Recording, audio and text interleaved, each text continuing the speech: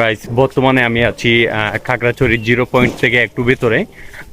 Zero point থেকে একটু ভেতরে এসে এখানে একটা ঝুলন্ত পার্ক আছে। আমি আজকে বেসিক্যালি ঝুলন্ত পার্কটা তোমাদেরকে দেখানোর চেষ্টা করব। এটা খাগড়াছড়ির আগেই জিরো পয়েন্ট আছে, জিরো পয়েন্ট থেকে অল্প ভেতরে আসলে ঝুলন্ত পার্ক বলে সবাই দেখাই দেয়। আমি এখানে আসছি, সাথে আমার খলিল ভাই আছে, আমরা একসাথেই আসছি এখানে।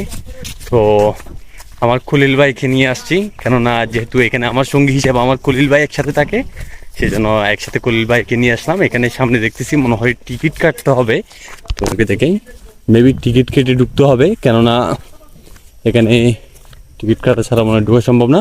আর এখানের এই যে আশেপাশের পরিবেশটা কিন্তু অনেক সুন্দর।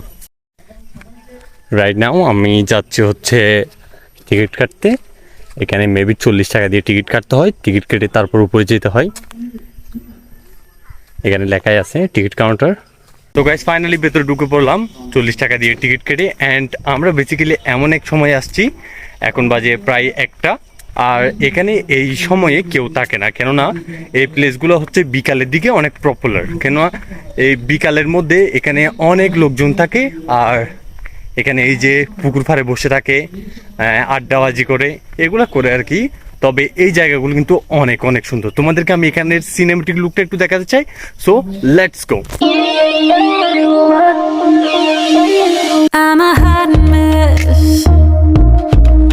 I'm always running behind and coming up short. She jumps out of bed, looking fresh off the cover of Rolling Stone. The way she moves cuts through the blue. She's got a touch that takes me somewhere new. I can't fight the pull and she's got control. No one does it like she do. Oh, she got me no makeup on, staying up to the break of dawn. Technicolor of my world when she's talking. She's living rent free in my mind. I'm intoxicated by all the million ways that she got. So actually এখানে অনেক বেশি গরমের কারণে actually এখানে হাঁটাটা অনেক বেশি tough হয়ে যাচ্ছে। অ্যান্ড আমি বিশেষ করে আমার খলিল ভাইয়ের গিয়াটা জানতে চাইবো, ওনার অনুভূতিটা কেমন জানতে চাইবো। খলিল ভাই, আপনার অনুভূতিটা আমাকে একটু বলেন। অবশ্যই সুন্দর জায়গা।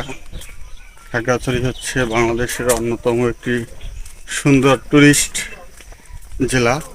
এখানে অনেক সুন্দর সুন্দর জায়গা আছে, যেগুলো আমরা ঘুরে দেখতেছি।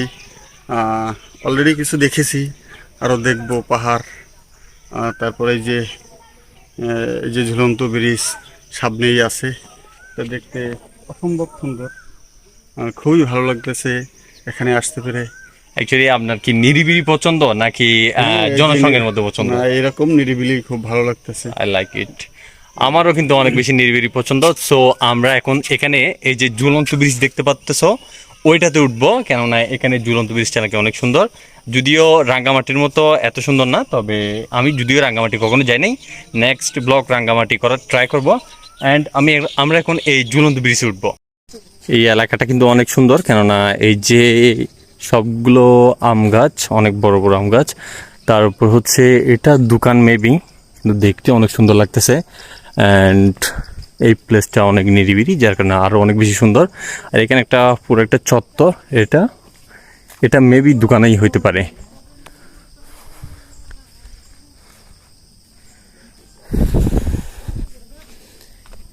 এই জায়গা থেকে পুরা শহর দেখা যায়, এই জায়গা থেকে পুরা শহরটা দেখা যায়। শহরটা দেখতে যে কি জোস লাগে সেটা হয়তো বা তোমরা ক্যামেরায় দেখতেছো, কখনো যদি বাস্তবে আসো এখানে দেখো, তাইলে বুঝতে পারবা আসলে চোখের শান্তি কি জিনিস। অ্যাকচুয়ালি এখান থেকে দেখার মজাটাই আলাদা। এখন এই ঝুলন্ত ব্রিজ দেখার জন্য বেসিক্যালি এখানে আসা, কেননা এই ঝুলন্ত ব্রিজটা নাকি অনেক সুন্দর, আর এখানের প্লেসটা অনেক অনেক বেশি সুন্দর। অ্যান্ড আমরা এই পার থেকে ওই পারে যাবো, লেটস গো। সো আমরা ফাইনালি চলে আসলাম ঝুলন্ত ব্রিজের কাছাকাছি। এখন এখান থেকে সিঁড়ি বেয়ে নিচে নামতে হবে। সো সিঁড়ি বেয়ে নিচে নামার পরেই এখানে যে ঝুলন্ত ব্রিজ, আমরা ঝুলন্ত ব্রিজ হয়ে এখন ওই পারে যাওয়ার চেষ্টা করব, কেননা ঝুলন্ত ব্রিজ মানে একটু দোলাবে, নাড়াচাড়া করবে, স্বাভাবিক। আমরা যখন এখানে উঠছিলাম অনেক বেশি ভয় পাচ্ছি, কেননা এত বেশি নাড়াচাড়া হচ্ছিল, মানে সবাই ভয় পাচ্ছে যেটা আসলে ভয় পাওয়ারই কথা, কেননা একটা কাঠের ব্রিজ যদি ভেঙে পড়ে যায় নিচে তো শেষ একেবারে। অ্যাকচুয়ালি হাড় গুড় সব ভাঙা ভাঙা হয়ে যাবে, সবাই ভয় পাচ্ছে অনেক বেশি। মানে এটা এমনভাবে দুলতেছে, কেননা ওই দিক থেকেও মানুষ আসছে, এদিক থেকেও যাচ্ছে, সেজন্য। সো আমি ফাইনালি এখানে ভিডিও বন্ধ করে দেওয়ার সিদ্ধান্ত নিলাম, কেননা এখানে মোবাইল যদি ছুটে পড়ে যায় নিচে, এটা আর খুঁজে পাওয়া সম্ভব না।